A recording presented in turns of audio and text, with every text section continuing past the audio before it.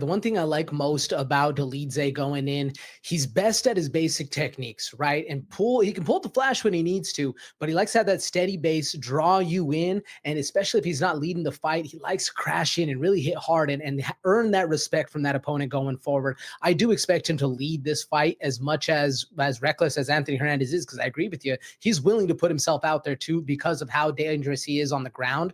And one of the things that really I think is going to turn the tide in this is how's the kicks and how's the range attacks used for both fighters. Personally, I think Hernandez is better at keeping distance and choosing when to engage, whereas Dolidze kind of forces it. But that's what I'm expecting this fight. Dolidze to be the power, the pressure, leading that fight going forward, and Hernandez trying to find his moments where he can just dominate. Yeah, man, and it's strange because on one hand you would kind of want to say Roman Dolidze would be the better striker based off of power, right? But I think Anthony Hernandez is the cleaner striker, as you're alluding to.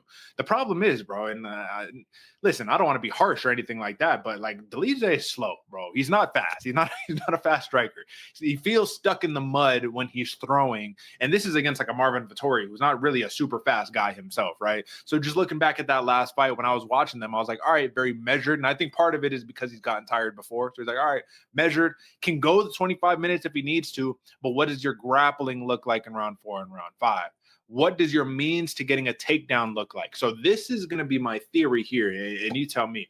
My theory on this one is Roman Dolidze wants to close distance or wants to create a clinch situation, use some of that judo, use his jiu-jitsu to be able to get the fight to the ground. He's not a wrestler. Fluffy Hernandez is the chain wrestler, right? But what does Fluffy Hernandez constantly do? He walks you down and he closes the distance so he could chain wrestle. So you're almost accomplishing that for him. Now, if you don't want to do that in the beginning because you're scared of the danger that Roman Dolidze is, he's a real jiu-jitsu guy, bro. He's not a striker. He's a jiu-jitsu guy through and through. And you stick at that kickboxing kind of fight right there. Now you just have to deal with the power. So I could see like we hate to see it, but a really sloppy middleweight kickboxing match is what I could see on deck right here, and not the traditional Fluffy Hernandez drowning experience that we normally see. What do you think of that?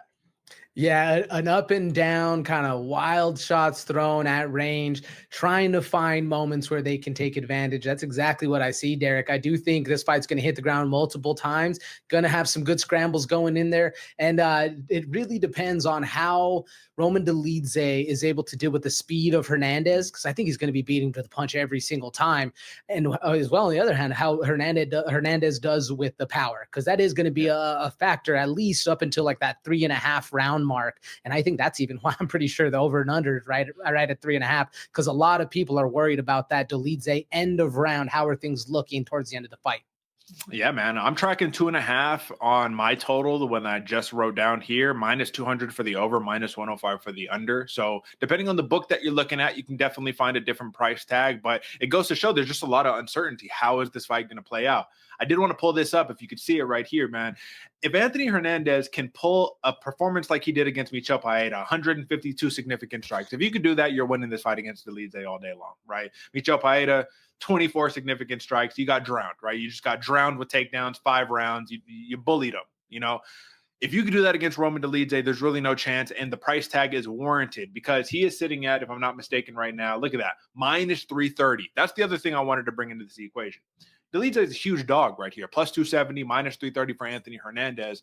Given that he is on what is that? This is a long fucking win streak, bro. Look, 1, 2, 3, 4, 5, 6, 7 fights, and you beat top contenders here.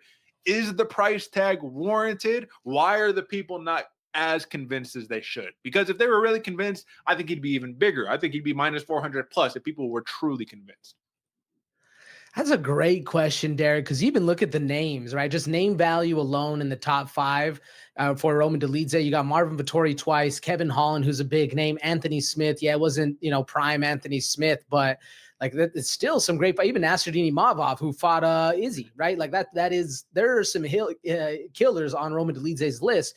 And you look over at the other side at Hernandez. Yeah, you got Brandon Allen, Michel Pereira, Roman Kopylov, even Shabazian. Like these are great names as well. But I do feel like Roman Dolidze's carries a little more weight.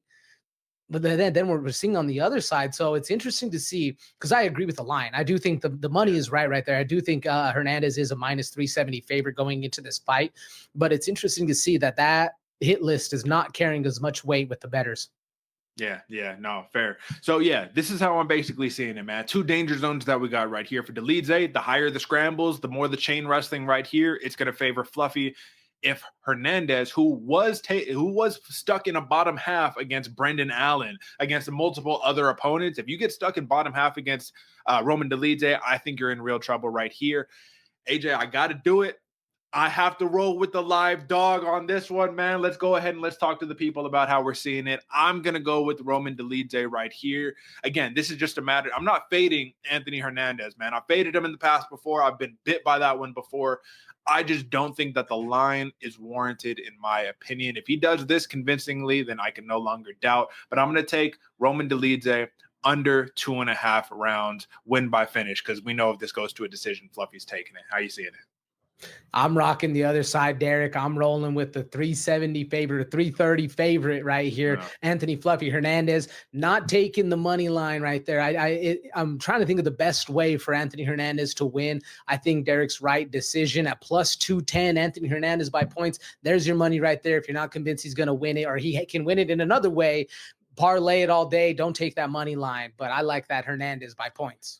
And I will tell you, folks, watch the line as it gets closer to the actual fight night. In another reality, if this line was hovering around minus 200 or so, I take that all day. We're above 300. And AJ, I pulled it up right here. FanDuel minus 370 right there. So you are right. It depends on the book that you're looking at. But of course, that is the pick right there.